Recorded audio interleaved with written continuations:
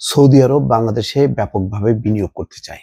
সেই কথা আজকে তারা তুলে ধরেছে এবং কিভাবে তারা বিনিয়োগ করতে চায়, কিভাবে বাংলাদেশ লাভবান হবে, সৌদি আরব লাভবান হবে, সব বিষয় বিস্তারিত তুলে ধরেছে।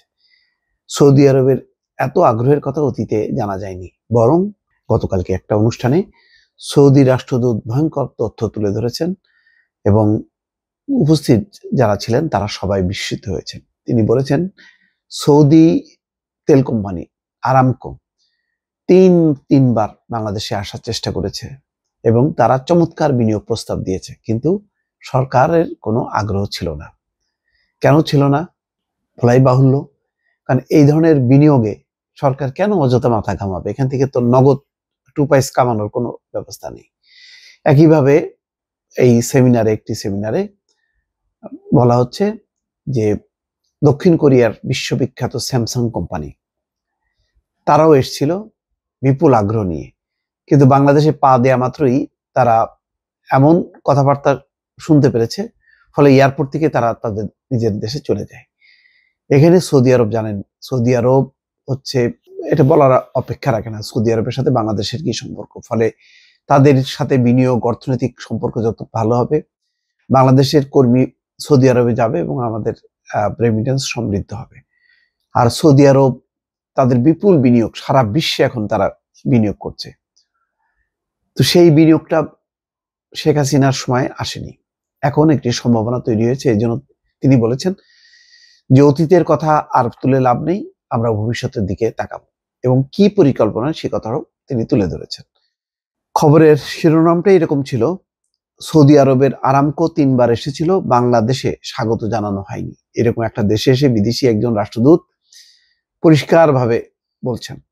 আজকে বলার সেই পরিবেশ তৈরি হয়েছে, আগে সেই পরিবেশটা ছিল না। বাংলাদেশে বিপুল পরিমাণ অর্থ বিনিয়োগের জন্য চেষ্টা করেও পারেনি সৌদি আরবের রাষ্ট্রায়ত্ত তেল গ্যাস উৎপাদনকারী প্রতিষ্ঠান আরামকো। প্রতিষ্ঠানটির প্রতিনিধি দল 2016 থেকে 2018 সাল পর্যন্ত 3 দফায় বাংলাদেশে এলেও স্বাগত জানানো হয়নি, অথচ বিদেশি বিনিয়োগ, অর্থনৈতিক উন্নয়ন নিয়ে কত তাদের গাল ভরাগুলি। এরপর বিশ্বের অন্যতম বৃহৎ জ্বালানি উৎপাদনকারী প্রতিষ্ঠান আরামকো বাংলাদেশে তেল শোধনাগার নির্মাণে বিনিয়োগ করতে আগ্রহী।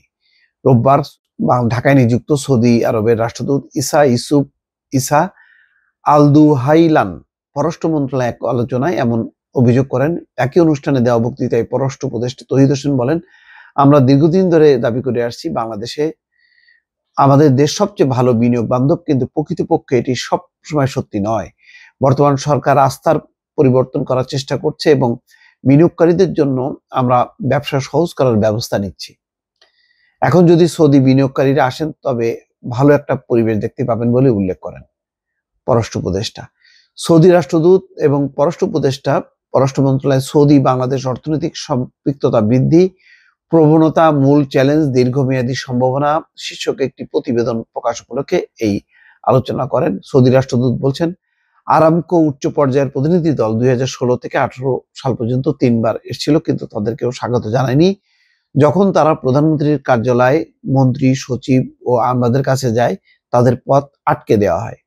কারণ কিছু লোক ছিলেন যারা শুধু নিজেদের স্বার্থটাই দেখেছেন। কিন্তু আমরা অতীত নিয়ে কথা বলবো না, আমরা ভবিষ্যৎ নিয়ে কথা বলবো। তিনি বলেন, আরামকো বাংলাদেশে আসতে আগ্রহী। সংস্থাটির বঙ্গোপসাগরে একটি তেল শোধনাগার স্থাপন করতে চায়। এখানে একটি তেল শোধনাগার থাকলে এবং তেল জাতীয় পণ্য উৎপাদন করলে সেখান থেকে বাংলাদেশ এবং এই অঞ্চলে পণ্য সরবরাহ করতে পারবে। তিনি আরো বলেন, যদি আমরা চট্টগ্রাম থেকে জেদ্দা বা দাম্মামের মধ্যে একটি সমুদ্র পথ তৈরি করতে পারি, তবে সেটি বাংলাদেশ এবং এই অঞ্চলে বড় ধরনের পরিবর্তন আনবে। এই তেল শোধনাগারের পণ্য চীন, ভারত এবং প্রতিবেশী দেশগুলোতে পাঠানো সম্ভব। আলোচনায় সালাউদ্দিন আহমেদ বলেন, অর্থ উপদেষ্টা, দুর্নীতি এবং অন্যান্য বিষয়ের পাশাপাশি অতীতে অনেক ভুল নীতি গ্রহণ করা হয়েছিল, এর জন্য মূল্য দিতে হচ্ছে। বিগত সরকারের সময় দক্ষিণ কোরিয়ার ব্যবসায়ী প্রতিষ্ঠান স্যামসাং কোম্পানি সৌদি বিমানবন্দর থেকে তাড়িয়ে দেওয়া হয়, সৌদি কোম্পানি আরামকোকেও বিমানবন্দর থেকে তাড়িয়ে দেওয়া হয়েছিল। যাক, এখানে একটা চমৎকার একটা বিনিয়োগ প্রস্তাব রেখেছেন সৌদি রাষ্ট্রদূত।